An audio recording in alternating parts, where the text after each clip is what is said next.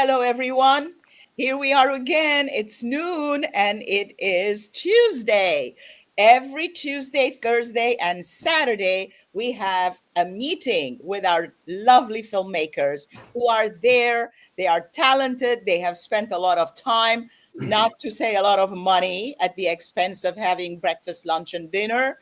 And they have brought you these amazing films without which we would not have a film festival. So I am ever grateful to the filmmakers who make all the efforts, but what filmmakers, what kind of filmmakers? We have to emphasize the fact that these are filmmakers who bring us films that deal with current and pressing, very important, urgent social issues.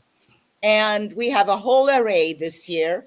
We have aging, we have climate change, we have disability, we have women, we have what else do we have? We have tons of things. We have art and healing. We have the prison system. Let me see. We have identity. Anyway, the whole list is out there. And as we go along, we are going to discover them in groups.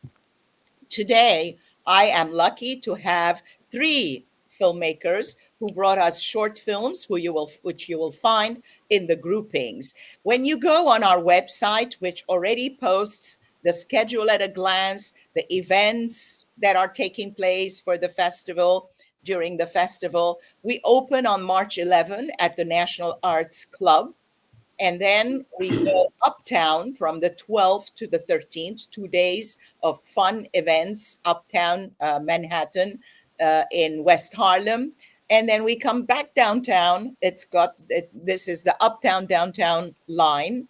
We come back downtown to Cinema Village Friday, Saturday, Sunday, and we have back-to-back programs for your enjoyment and enlightenment and education.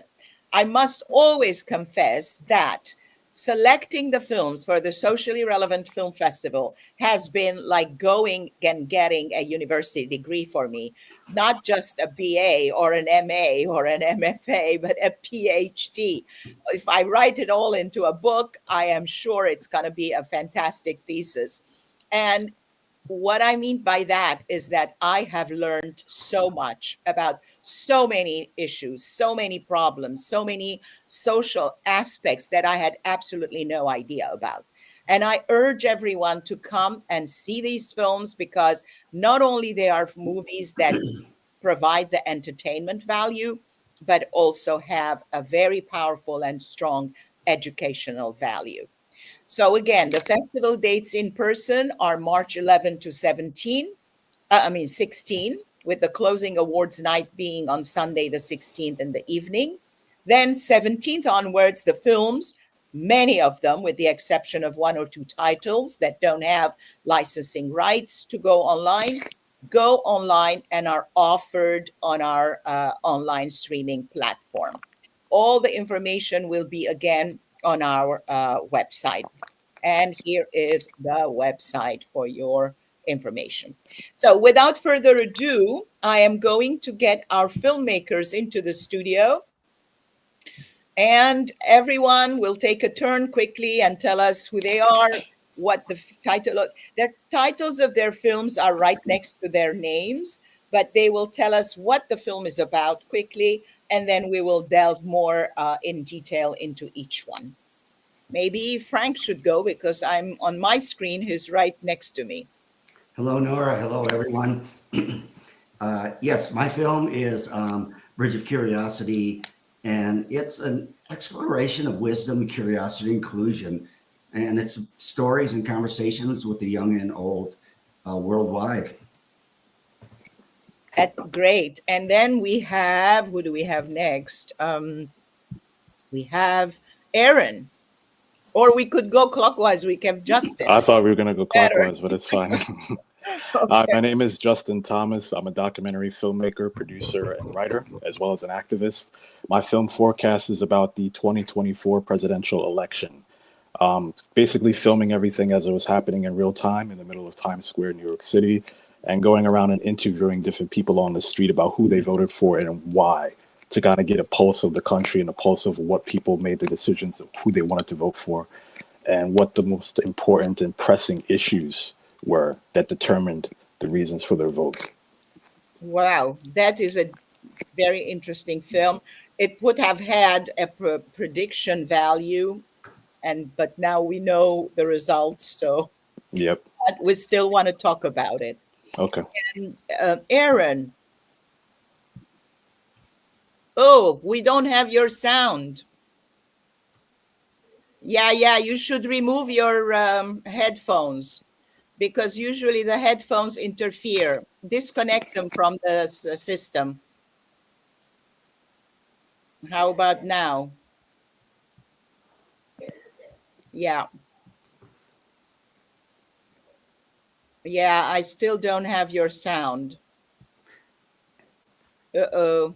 Hey, Nora, ask him at the bottom of the screen, does he have his mute clicked on? Yeah, now he is unmuted. No, yeah, yes. Yeah, well, I'm not seeing him muted, but we can't hear you. Okay, we need to sort this out. Maybe he can log out and log back in. Yeah, log out and log back in. We'll let you in. Don't worry. Yeah. Okay, we'll come back. We'll come back. So, right. So, Frank, my question, how did you get the idea of your film, and when did you get it, and what made you decide to do this film?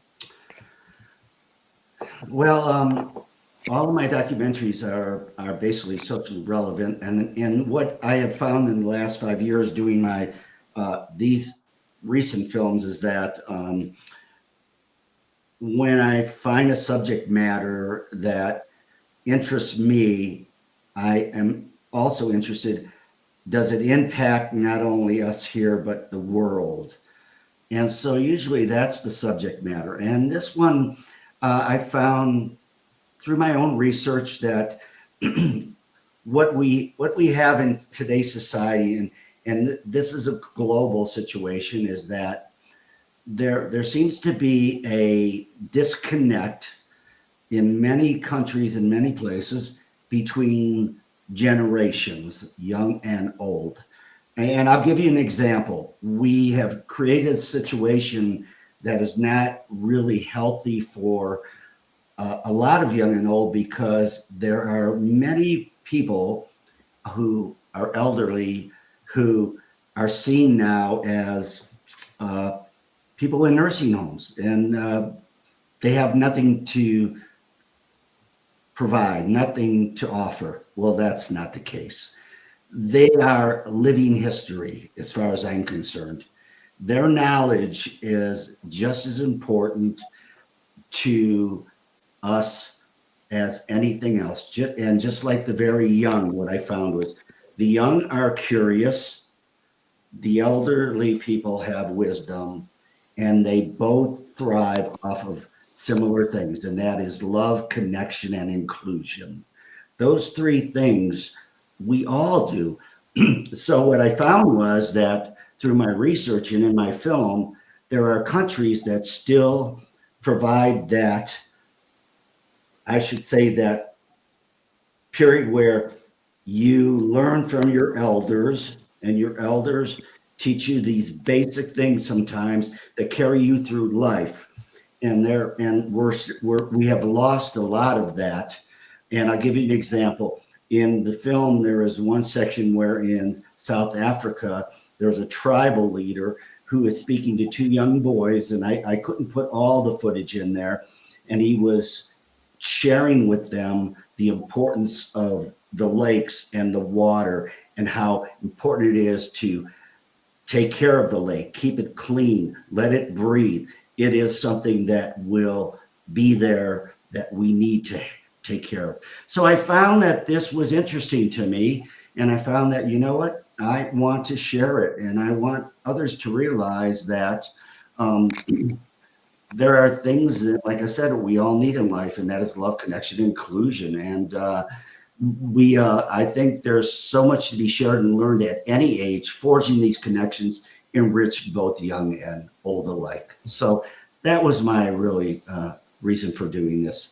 Yeah, that's a very, very interesting reason. We partner with MRHS, which is where your film is screening. Actually, it's screening on opening night as Right. well. But opening night is by invitation, and we have a limited number of people. But for the general public who cannot make it on opening night, the film is screening again because I thought it was an important topic. Thank It's you. screening at MRHS, which is a Morningside Health and Retirement Services, and it's a NORC. What is a NORC? It's a naturally occurring retirement community. There are a few of those in New York, and I have served on the board of MRHS for 6 years. And what MRHS does as a NORC, all the NORCs do that, is make sure that elderly people who are used to their own environment in their own home do not have to leave their homes and go to a community living or nursing home or whatever retirement home and be cut off from their repairs and from their everything that is around them that they've lived with, but instead brings the services to them in their own surrounding. Right. So this is a very important function, and I hope many, many countries and many cities in the United States do that, because the last years of your life, the last thing you want is to lose your references that are all around you, what you are used to.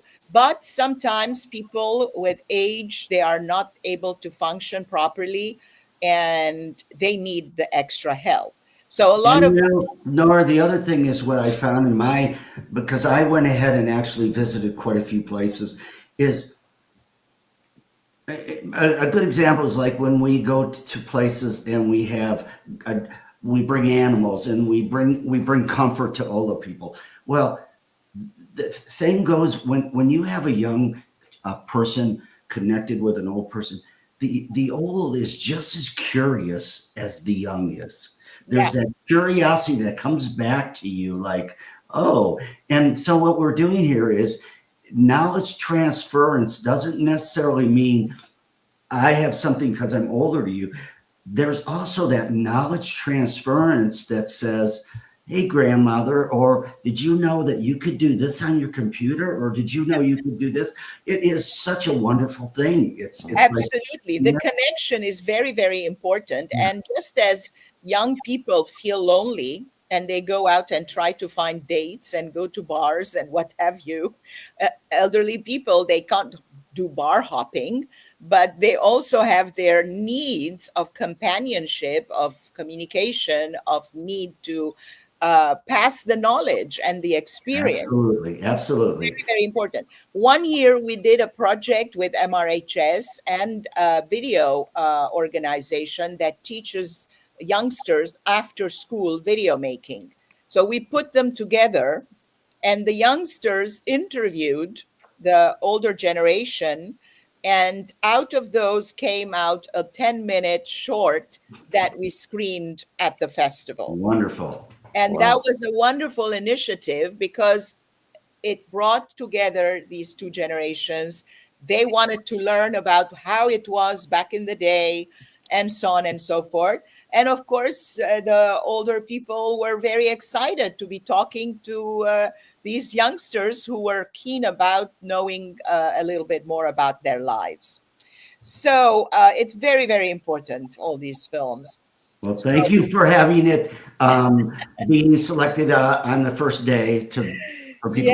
Yes, we're going to have a lot of fun. So, Justin, how did you get this idea of going out in the streets and out in the cold, or was it summer, or what was it? No, it was November, but it was unusually warm, so it wasn't terribly cold like it is today, for example. Yeah. Oh my God. Yes.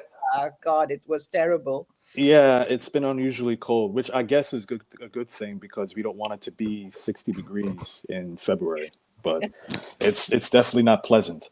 I first came up with this idea, believe it or not, in 2016 when Trump won the first time.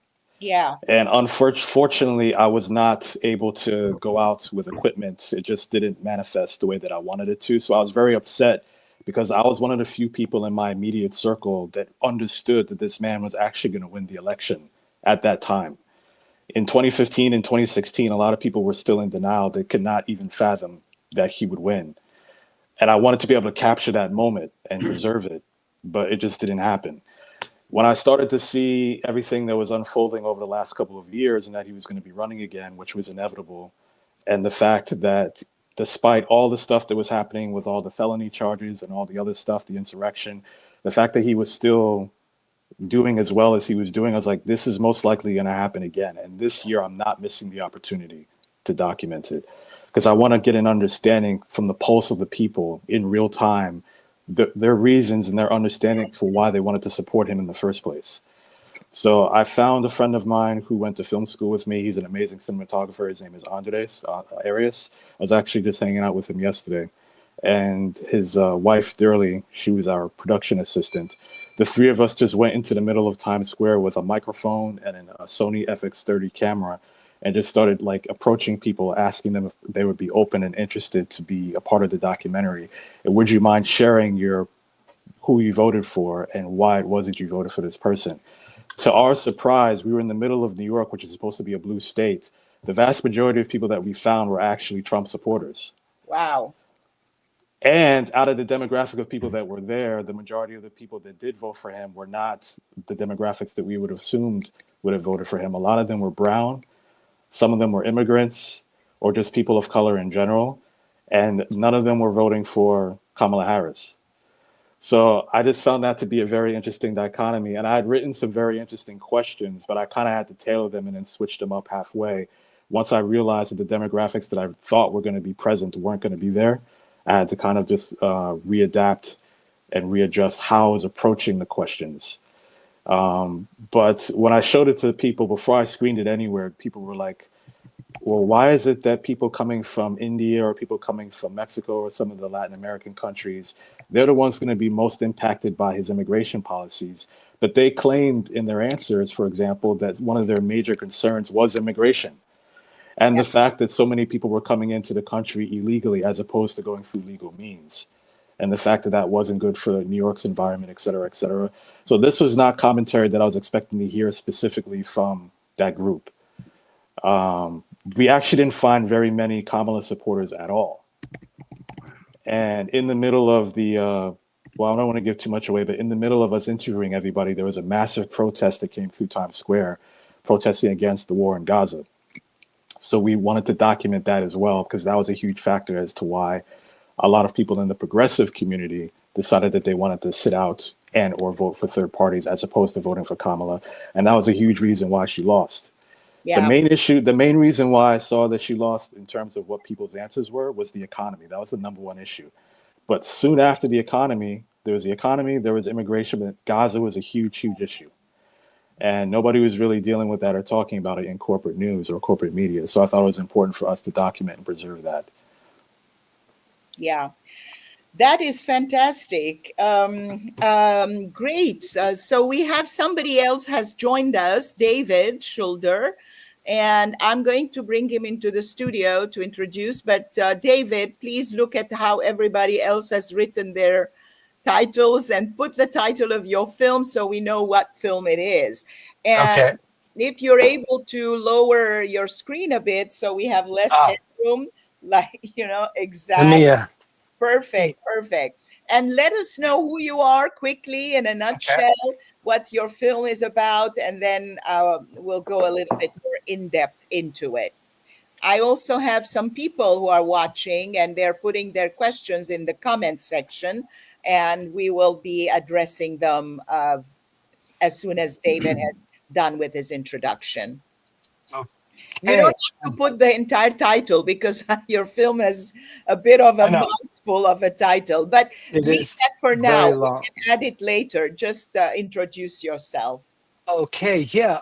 Hi, my name is David Schulder. I'm a videographer. I've been working with the New York City Health and Hospitals system for 3 or 4 years. I started in 2019, worked for a year, and I've been working since 2022. New York City Health and Hospitals, as not everyone knows, is the largest municipal hospital system in the United States. It's the major public health system here in New York City. I've been working documenting various things, mostly in the arts component for New York City Health and Hospitals. And I got asked last August to go on a very interesting assignment, and that was to go to Rikers Island, which is the city's, as I think many people know, the biggest jail system in New York City. It's on an island off of Queens. It's a place that we know of as a scary place that you never want to go. It's a place where we hear that there are a lot of human rights violations, but also a lot of people who have done bad things wind up there. So it's kind of a scary place. My assignment was to go with my video camera. I also brought a separate audio recorder with some people who work in the creative arts therapy department as part of correctional health services. All the names get a little confusing, but Correctional Health Services is part of New York City Health and Hospitals. Within Correctional Health Services, they have creative art therapists. So I was invited to go onto the island. You take a bus across some water, you're on an island. You go through all of the stuff at the door. Everything is checked. Make sure you're not smuggling something in. I wasn't, except a video camera. And then I worked with two people and some others who were part of the organization, but two principal, Grace Luttrell and Jeff. And Jeff is a music therapy therapist. Grace is a dance movement therapist. What I got to do, and it was an amazing experience, was to film about 40 minutes of a music therapy session. And that sounds very clinical. It wasn't clinical. Jeff brings in drums, shakers, wooden xylophone, and 3 or 4, 5 guys. These were all men in a day room, which is kind of what you would expect it to look like: metal tables, bars on the windows. These guys took those instruments, and you can tell from what was captured that they were transported. They were no longer in jail. They were no longer angry. If they were scared, they weren't scared anymore. This was the beauty of what creative arts therapy can achieve in a prison setting. After that, went to another, the island is pretty huge, and there are these big complexes. We go from complex A, drive, go to complex B. That then was another 30, 40-minute creative arts therapy session, but this was led by Grace. Grace is an amazing person, so is Jeff, where using various musics, popular music, hip-hop, she presses play, and this was a bigger group, 7, 8, 9 guys, just having a ball, dancing together, alone, and you have to see the video, because what's happening in real time, it was, for me, an amazing experience. It really, for me, it opened up what Rikers Island is. It's a terrible place. Everyone knows that, but it's also a place with people who are going through possibly some of the toughest times in their lives. And what these arts therapists are bringing to that is nothing short of amazing. And I think the video managed to capture that. And that's why I'm really thrilled, Nora, that it's being shown in your festival. Yeah, this is really very, very important. I've done some work in the prison system myself, not in this country, but doesn't matter where. All the prison systems are the same. And it was a drama group. It was a theater experience. There were about 40 inmates who had gathered for this theater experience.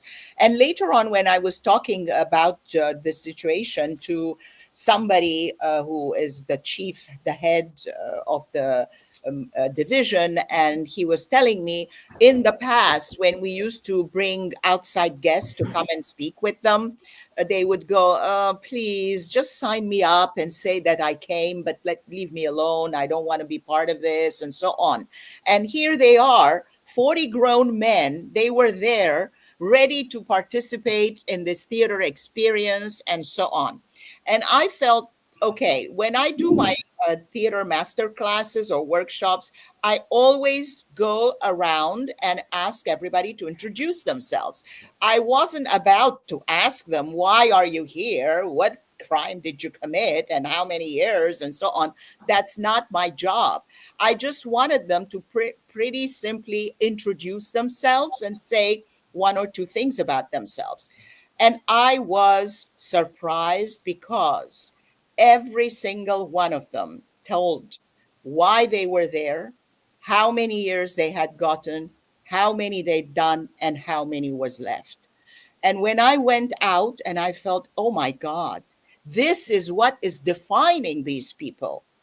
So when you bring art, theater, music, whatever else into the prison system, you are giving them something else to define themselves with instead of their crime, their years done, their years left, and all of that. You're giving them a purpose. Absolutely. So it is so important. So important. Nora, if I could just add this, what I understood after this experience and after editing the film and getting it to you and others was this is good for everybody and it's necessary. It allows the people, men and women, who are in this situation to make better use of their time, to not have their time defined by anger, fear, aggression. Right. And it helps the interpersonal relationships. In the video, you'll see, in the music, but especially the dance, these guys are all, they all have their own cells. They're in a day room.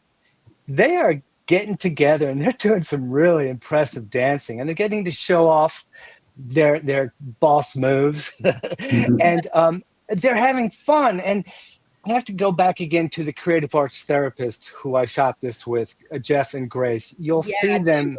Wonderful. Yeah. They were very, very nice, and they knew what they were doing and the calling that they have put for themselves. This is very, very important because it is a calling. I mean, to go there every day and face inmates. I mean, every day. Accept it. It's not fun and games. It's not kindergarten. It's there's a lot of violence. There's a lot of pent up anger and bitterness and all that. That's part of the reason why they are there in the first place.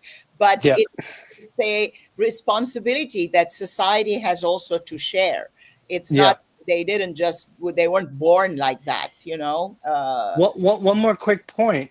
I was saying this is good for the guys. It's also good for their families. I've seen on Rikers how it is a family place because buses come in with the mothers, the brothers, the sisters, the kids. This kind of overall bringing arts, creative arts into a jail or a prison system, it helps families, it helps communities, it's good for our city here in New York City because it is working at the root level of what the problems are. And it's economic, we all know that, but it's also personal. It's how are people dealing with the stresses of life? And then when you're in jail, boy, the stress. And if I can say one more quick thing, this seems to be the season for arts in jails and prisons because I'm sure many of us have seen Sing Sing. I was just about to mention that. Amazing film. Yeah. I saw that film with a friend of mine, Thomas, who's actually working on Sing Sing, doing the same thing. He hadn't been doing it at the time that film was made. But so I got even more input, and this was before I shot on Rikers, but it just really helped prime me for what the experience was about. And so for me, this last year and a half has been largely about creative arts in carceral jail prison settings. That's cool. That's cool. Don't feel like you have to get all the words in right now because No, we still have time. We that have says it for another half now. hour on the program, and we're Yeah. going to do another round. I Yes, like to indeed. take a moment at this halfway place and see who is watching and the comments from our viewers. And here we are. We have a very, very professional viewer who has said, "Way to go." And this is our wonderful friend of Jewel Media, Ching Jewel, who is also interviewing one of our filmmakers who are participating in the Black History Month program that is happening next Monday, Monday the 24th at MRHS. We have a Black History Month program where we are screening 2 films. She's interviewing one of the filmmakers. So, and also further down, Ching has another question. Music heals. Did the ensemble perform for the prisoners? Are the musicians being appointed? Do you want to address that, David? Oh, yeah, that wasn't quite the setup. And for the music therapy session, again, therapy is way too clinical for what this was. Jeff brings in 3 or 4 or 5 different instruments into what I think you would call day room. And then the guys who are in the room, most of them say, "Hey, yeah, I'm going to play a conga drum. I've never played the kalimba or the wooden xylophone, but I'm going to give it a shot." And then they form a group at that time, and again they play for like 30 or 40 minutes, and it's a great jam, again, that is captured in the video.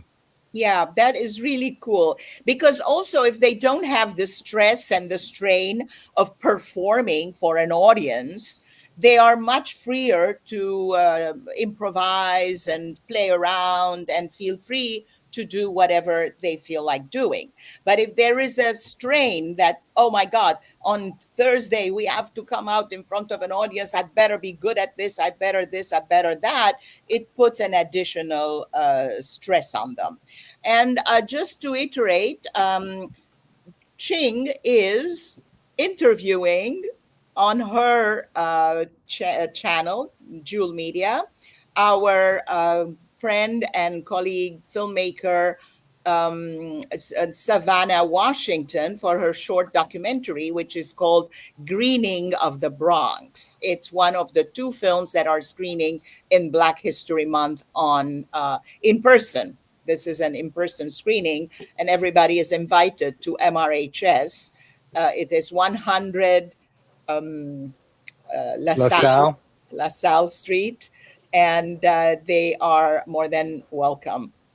There's going to be Q&A with the 2 filmmakers who will be present in person. This is our preview before the actual festival dates kick in. Every year we do this. Put a small program of Black History Month films. And this year we are focusing on the positive aspects, because every time we talk about Black history, we show prisons, we show Trauma. early pregnancies, we show murder, we show Black Lives Matter and police violence and this and that, which are important. We need to address those issues, but we also have beautiful Black history. We have beautiful things that are happening in the Black community, which we want to bring up and focus upon. We don't want to focus on trauma all the time. Black joy is just as important, more important. Totally, totally. So there we go. So I'm very happy to have heard about all your films. Of course, I've seen them all. That's why they are here. And I feel like this mama who has tons of children, Sophie's Choice, which one you prefer? Oh my God, oh my God. So I don't prefer anyone. I love all the filmmakers, because without filmmakers, we don't have a film festival, which brings us to the film festival. The next round of questions is, how did you hear about our film festival? What made you come to us? And what is your expectation by screening at the Socially Relevant Film Festival? I'm not going to go in an order like in a classroom. Whoever wants to jump in. I'll go first. So, Nora, as you're aware, I mean, this is 10 years I've been associated with or affiliated with your festival. The first year I submitted was in 2015 with my feature documentary about Dennis Flores and Cop Watch. So again, you were just mentioning police brutality. It was a film about a gentleman who I knew in Brooklyn who was a street activist, a media activist, and he picked up his camera and decided to document police interactions in his immediate community in Sunset Park, Brooklyn, and broadcast to the wider world the levels of brutality and other things that were happening that the police were doing a lot of times illegally.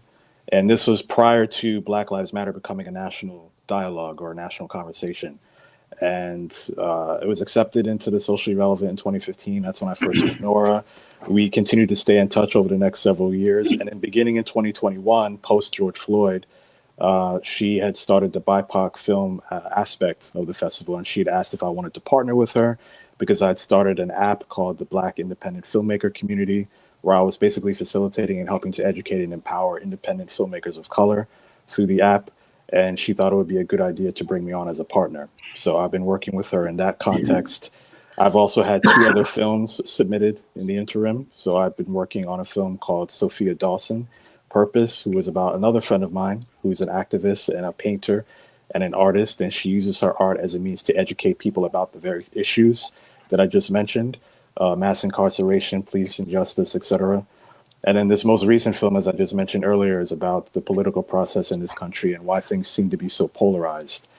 And I really wanted to get to the root as to why people decided that Donald Trump, of all people, was going to be the answer to their woes, and what led to the inevitability of him being reelected. It was very interesting to dissect in real time and watch people's reactions as the results came in, indicating that he was going to be reelected. Donald Trump is sure enough the answer to some woes, but it's the answer to his own woes. Correct. It's only about him, which people still don't seem to understand. Or maybe they finally are. You know, the last month and seeing what he's been doing, maybe people are finally starting to wake up to that reality. Well, seeing how Elon Musk is taking over the government, et cetera, et cetera. Well, thank God it's going to be only 1 term. We think. We hope. You think. We hope. But that's not guaranteed. That's not guaranteed. It is. And time flies. Time flies. Think of the positive aspects. Yes. Okay. Who wants to tell us next? How did you hear about Socially Relevant Film Festival? Why did you come here? What are you doing here? And what are you expecting from screening at the SRFF? Frank, you want to go first here? Yeah. One of the things for me was being a documentary filmmaker, I always go after or look for between my own friends and communications festivals that are social relevant or who are doing things that really touch people, make people think, make people think about things they hadn't thought about before. And of course, we were in the festival last year, Nora, with my film Common Thread, which was the film on global warming. And so I just found that your festival really, truly does touch on the heart of things, and that is the importance of awareness of so many things that are going on that we cannot lose sight of and that we have to get involved in as much as we can. We can't change everything by ourselves, but if we could change one person, help one person, that matters to me. And that's what I think we're doing, you know, just like with these conversations. So that's how I came about it. And, you know, I'm hooked with this RFF now. I'm addicted. It's an addiction. Yes, yes. We have rehab for that. Okay. It's a good addiction. Yeah, David. Yeah, my story's well, it's short. I've been doing video for 20 years, like I'm sure our other filmmakers here, many years. I've never actually entered into any film festivals. So the way that this happened for me, and this speaks to the collaborative nature of the video, I actually had people at Corrective Health Services somehow find and get to me socially relevant film festivals, the name, and then I went through the process. And as I've learned, it's not that easy, even with the Film Freeway. There's a lot of paperwork involved, a lot of things to read and send back in. But I will say that starting with the name of this festival, it was like, yeah, well, my gosh, this is socially relevant, and it's wonderful to be accepted into a socially relevant film festival.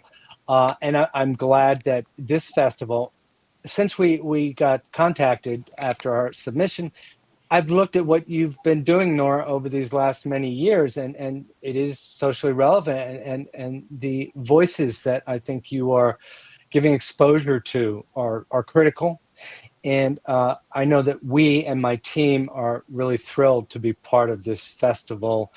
This will be my very first film festival, even though I've been doing this kind of work for 20 years. Wow, thank you so much for the wonderful words. I am so elated, and this is my addiction now, because this type of thing and encouragement makes me want to go on and make these voices heard. Unlike many New York-based film festivals, I don't run around in the big festivals trying to bring the films that are already getting a lot of notoriety, making a lot of splash, because those films are already getting part of the focus. We want to go to the filmmakers who are submitting, who are paying their last pennies and making these films, to come to a festival that will give them the platform needed, and that these stories that otherwise could be completely unnoticed. And Ching is with us. I'm so thrilled that she's listening. She will say, one person is not too little. It's very true. If by this festival we touch one person, one filmmaker, and get them to see that by making explosions and special effects and big noises, it doesn't necessarily improve on people's lives. I call this violent filmmaking. You know, you come out with a headache, but hopefully the socially relevant film festival films, you come out having learned something and improved your condition, or help improve the condition of the people the film is about. And I have to put this note. Ching is saying, amazing, Nora, for keep the film going, to festival going, and going. Thank you, but I am not alone. I have to give the credit and divide this credit with the amazing team that is behind the festival. We have meetings on every Monday. We come together, not in person, since COVID gave us the opportunity to do it on Zoom. We learned about something there and talk about what we are doing next, how it's happening. And there is all this love and support. Otherwise, it's not a job that one person can do on their own. Never, ever. It's not possible. And we have a message from Michael, from our team and board, who says, welcome to an old friend, Justin, and to our new friends. Thank you all. How you doing, Michael? Good work. Yes. Nice to see you. Yeah. So this is all very, very amazing. I am so thrilled. By the way, let me take a moment here and tell whoever is listening, or also whoever will come back later to listen, the festival has amazing films. We have 45 titles this year, including narrative features, documentaries, shorts, and we also have a script writing competition. Michael and Lucy, two of our team members, are in charge of that section, whereby film scripts that have not yet been produced are submitted, and a group reads them, weeds through all, and selects 3 to 5 finalists' scripts, which are given 10-minute table reads each. and we do that on Zoom because a lot of times the script writers are not in New York, and they can join in and hear their script and their dialogue spoken from the mouth of actors that Lucy casts. Because this is a very important opportunity. As you know, it all starts with the script for the narratives and for the documentaries as well. It starts with an outline. Later on, the documentary takes shape in the editing room when you have thousands of feet of footage that you have to put together. But basically, you need to have an idea or something written out. So we honor that. And of course, the festival starts with opening at the National Arts Club on the 11th. And then the 12th, 13th, we are uptown. The 14th, 15th, 16th, we are at Cinema Village. And in the evening of 16th, we stay in the neighborhood in West, Lower West, the village. Lower East, yeah. Yeah, Lower East, yeah. No, not Lower East. Lower West Side of the village. Yeah. We go to the Chenry Center, the gallery and Cultural Institute, where we have our awards. All this information is on the website, ratedsrfilms.org. So please go there, check it out, and you'll find we still have very good tickets. The early bird $5 tickets are sold out, but we have a trio, which is even cheaper. It comes to $4 a ticket. Come on, guys. You can even buy what shall I say, chewing gum. Yeah, really. for $3, for $4. And then we have the Trio Elite, which gets you to opening and closing galas. And there are more opportunities. Plus, all the individual films are already listed. Some of the short film groups are selling out. So I have to start updating that and put the sold out ones so we don't end up overselling. There we go. So all this information is available for you. So we have another 12 minutes on our show left. And let me see if we have more comments that I need to address. For now, we're good. If anybody wants to tell us about their next project, we are happy to hear about it. If you don't want to talk about it because you don't want to jinx it or you don't have the rights as of yet, that's fine. You can tell us what you had for breakfast instead. Or what you're doing later, or whatever you want to talk about. This is your time. It's sad that we lost Aaron. He couldn't come back. Yeah. It's unfortunate. If we have time, we'll put him in another show. But for now, let's just give you a chance to tell us about what your next project is. Well, I just want to start off by congratulating David on this being your first film festival. That's amazing. That's huge. Thank you. So looking forward to seeing your film as well as yours, Frank, without the opportunity. I personally am starting to navigate a little bit out of documentary for the time being. I've been doing it for a very long time, about 15 years.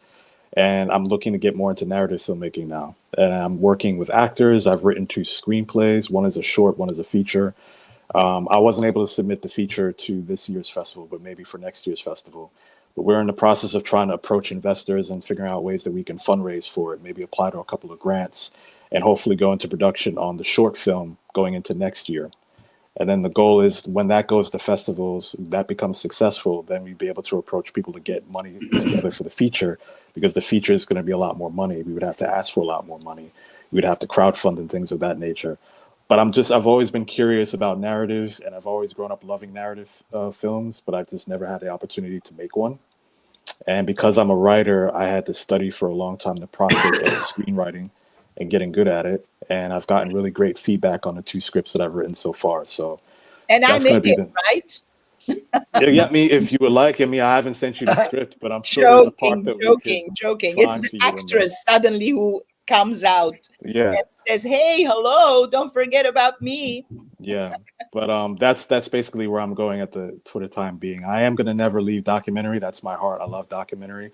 I just wanted to like kind of expand my palette and try something different. Good.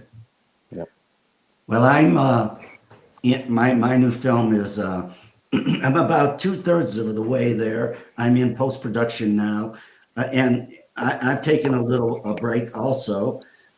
This new film is called Crossroads: Journey of the Heart, and what it is it explores the lives of three estranged individuals brought together by heartfelt letters that compel them to confront their past, face some unresolved tension through families and self-discovery.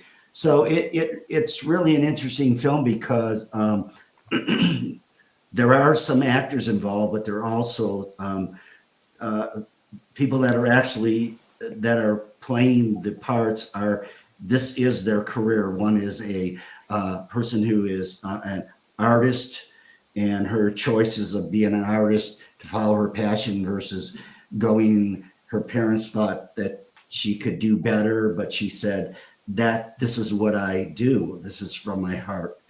The other one is a social worker who is the first Hispanic son who graduated from college and his father is very bitter and disappointed about it because he, in his own mind, because he's old school, he wanted more for Carlos. He thought he could do better. Well, his son is trying to say, I know what I'm doing. I'm doing what I believe is I'm helping people. I'm working with people. This is what I want, Father. And then the last person is a young. She's a young, in her early 20s, an organic farmer who decided, even though I've got a degree, and you wanted me to be a doctor or whatever, lawyer, whatever, I want to work with the land, and I want to work with people, and I want to feed people. So they all three of them are combined in this short film, and I guess it delves into the universal theme of love, loss, longing, while also acknowledging that not all paths lead to resolution, and that's what the story kind of evolves around. Not everything is what you hoped it would be, and I wanted that film to be that way because I didn't want all three of the characters to come out smiling and going, this is life is always perfect. It's not perfect.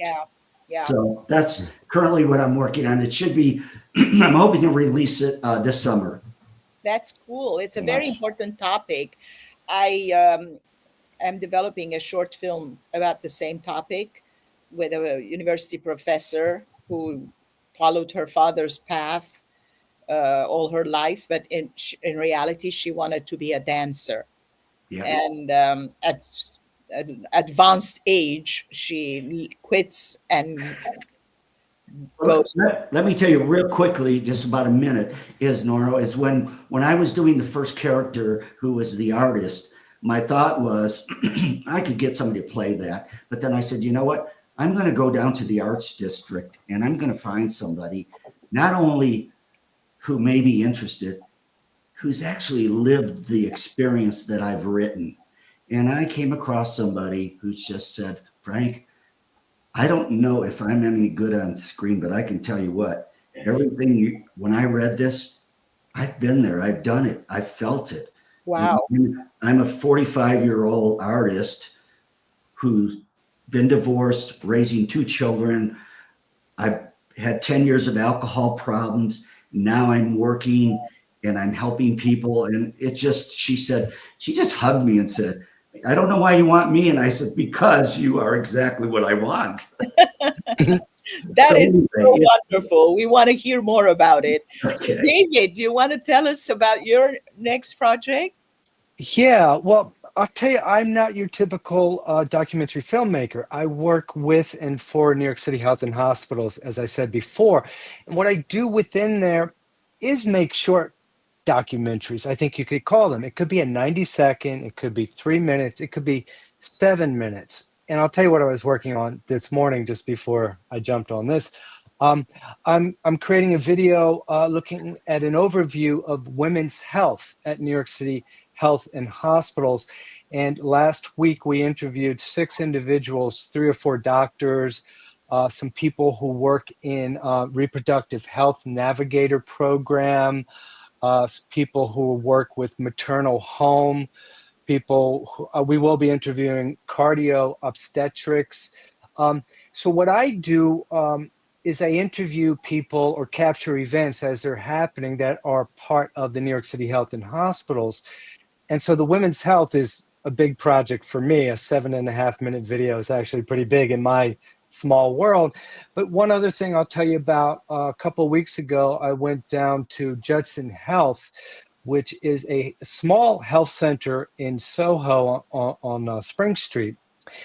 And my primary work at New York City Health and Hospitals is working with the Arts and Medicine Department. Very briefly, what that is, it's a department within the health system whose function and role is to bring art into the healthcare system, into healthcare settings. There are all kinds of good reasons and good results of having art in your hospital. And very, very briefly, I went down to the Judson Health Center, and we installed 10 or 12 pieces in their upstairs sort of conference community room, and the artwork was beautiful. I interviewed 2 of the doctors there, and they gave their what they thought about the art. They each had chosen their own art piece for their office. The art was beautiful. It's a beautiful health center down in Soho. And that resulted maybe in a 3-minute video. So that's the kind of work I do continuously. And I love my job, and I love shooting and editing. That is so important, because art and the rest of society are not two isolated elements. It has to be part of the prison system, part of hospitals, part of schools, part of every other institution that, in the medieval times, it was part of the church or the church system. You got all these beautiful drawings and paintings and, what have you. That's how we have Michelangelo. That's how we have all these things. But it's like we don't isolate the two. It has to be part of it. So we're nearing the end. So I want to show another remark, which is very pertinent to all of you. And Ching, who is a filmmaker herself, she's a documentary filmmaker who has done amazing work on documentaries and had her films in our festival, the short and long of it, I should say. And here is a message. Bravo to all filmmakers. That is so well. Thank you. Thank you, Ching. Thank you. And I'm going to tell a couple of things about the festival. As I mentioned before, the festival opens at the National Arts Club on March 11. We have some very important honor awards that we are bestowing on important individuals who will be announced shortly. We let you guess a little bit.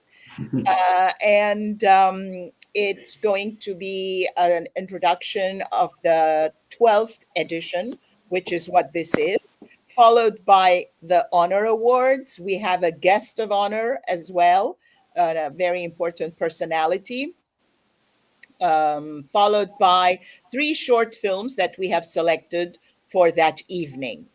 Then we come uptown on the 12th and 13th. We have a festival hub, which is Dear Mama, the cafe, which is on the corner of 126th and Broadway. Actually, it's a little further in from the corner. That's going to be our festival hub, and we will be there every day, every time that you want to catch somebody between screenings. On the 12th, we even have an open mic where filmmakers can come up and tell about an important anecdote or something that happened to them. The 13th, we are at MRHS and at the Forum, the Columbia University Forum. We have also a BIPOC panel of filmmakers and outside guests, followed by the MRHS screenings and a reception for whoever is present. as well as the 14th, 15th, 16th at Cinema Village, with the 16th our closing. From the 17th, the program with most of the films goes online. Thank you all very much for tuning in, and we say goodbye to our filmmakers. Bye, everyone, and be Thank you, good. Nora. Continue the wonderful work, and hopefully we can continue to become the platform that is so much needed, so that your beautiful work shines and we learn about all these important social issues. Thank you, Nora. Thank Thank you. you so much. Thank you. Have a great afternoon, everyone. Bye. Bye. Bye, everyone.